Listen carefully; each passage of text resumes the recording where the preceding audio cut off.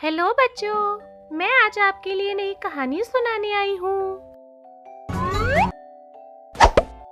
जिसका नाम फूटा घड़ा।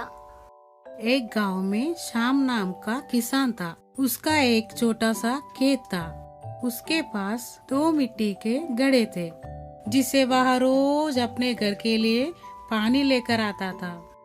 लेकिन उनमें से एक घड़ा फूट चुका था नदी से पानी लाने पर, जिसकी वजह से एक घड़ा भरा हुआ रहता था और दूसरा आधा ही भरा हुआ रहता था। फूटा घड़ा बहुत शर्मिंदा रहता था कि वो आधा पानी ही घर पहुंचा पाता है। सही घड़े को इस बात का बहुत घमंड था कि वो पूरा का पूरा पानी घर पहुंचाता है।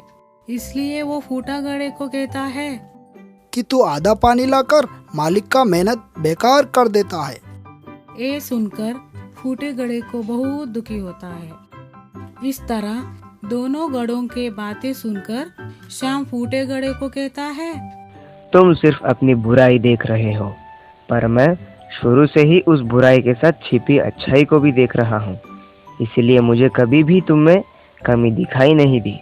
तुम्हें ऐसा क्यों लगता है कि तुम मेरे किसी काम के ही नहीं हो? जाने अनजाने में तुमने मेरी बहुत मदद की है। पर वो कैसे?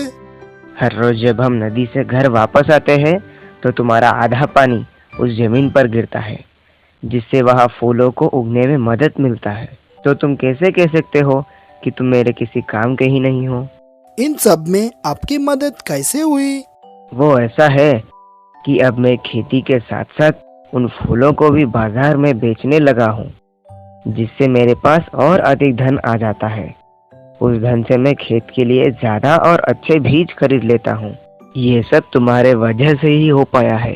इसीलिए तुम आज के बाद अपने आप को कभी भी कम मत समझना। सीख, हमें कभी भी किसी के हुनर का मजाक नहीं बनाना चाहिए, बल्कि उसकी अच्छाई को ढूंढकर उसे और निखरना चाहिए।